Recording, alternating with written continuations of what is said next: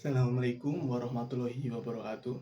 Selamat pagi dan salam sejahtera untuk kita semua. Hadirin yang saya hormati, Indonesia adalah negeri yang besar, negeri yang indah dan kaya akan sumber daya alam. Tetapi di balik keindahan itu ada satu penyakit yang belum juga sembuh sejak puluhan tahun berlalu, yaitu korupsi. Korupsi bukan sekedar tentang kejahatan ekonomi, melainkan pengkhianatan terhadap kepercayaan rakyat. Korupsi telah merusak sistem, menghancurkan kepercayaan, dan mematikan harapan masyarakat kecil. Dan yang lebih menyedihkan, penyakit ini sering datang dari mereka yang seharusnya menjaga dan mengatur negeri ini, seperti pejabat, wakil rakyat, dan juga oknum di pemerintahan.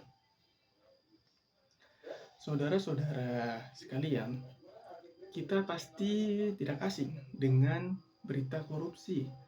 Hampir setiap minggu media menyampaikan wajah-wajah baru yang ditangkap oleh KPK, mulai dari kepala daerah, pejabat kementerian, sampai anggota dewan. Uang rakyat yang seharusnya digunakan untuk pendidikan, kesehatan, dan kesejahteraan justru berubah menjadi rumah mewah dan mobil pribadi. Lebih mirisnya lagi, di balik layar parlemen ada undang-undang yang tiba-tiba disahkan tanpa sepengetahuan rakyat. Proses pembuatannya diam-diam, minim transparansi, dan kerap menguntungkan kelompok tertentu. Rakyat yang menolak pasti turun di jalan, berteriak menuntut keadilan, tapi suara mereka tenggelam oleh kepentingan politik. Namun mari kita jujur pada diri kita sendiri. Korupsi dan kebobrokan sistem ini tidak hanya lahir karena pejabat yang serakah, tetapi juga karena mental masyarakat kita yang masih lemah, mudah dibeli, dan mudah lupa.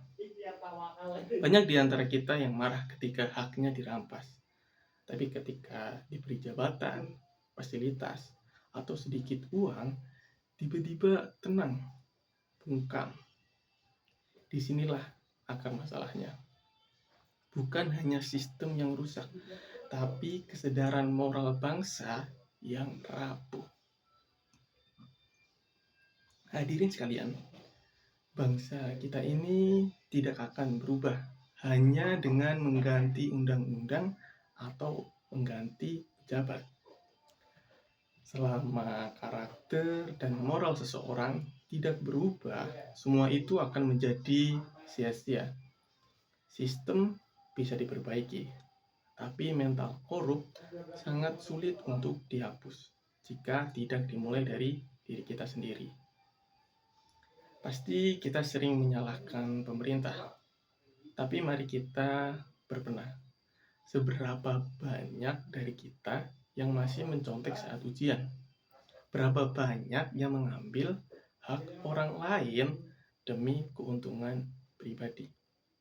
Lalu, berapa banyak yang diam dan tidak peduli saat melihat ketidakadilan karena takut kehilangan kenyamanan?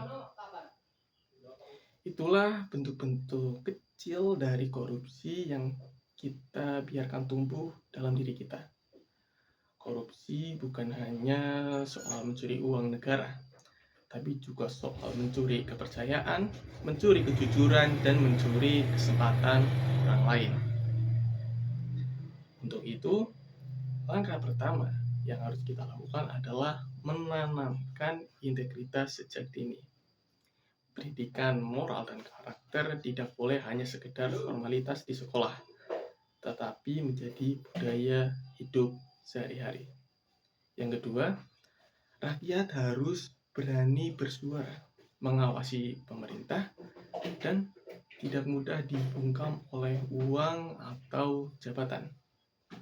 Lalu yang ketiga, pemimpin harus menjadi panutan, bukan sekedar pembuat janji.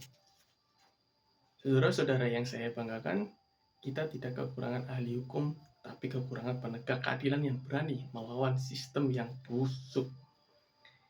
Kita tidak kekurangan rakyat yang berteriak, tapi kekurangan orang yang benar-benar berani bertindak dengan tegas dan lantang. Karena bangsa yang besar bukanlah bangsa yang kaya sumber daya, melainkan bangsa yang rakyatnya berani menjaga moral dan menolak ketidakbenaran. Mari kita buktikan bahwa generasi muda Indonesia bukanlah generasi yang mudah dibeli. Bukan generasi yang diam, tapi generasi yang berintegritas, berani dan sadar akan tanggung jawab moralnya. Terima kasih. Sekian pidato dari saya. Assalamualaikum warahmatullahi wabarakatuh.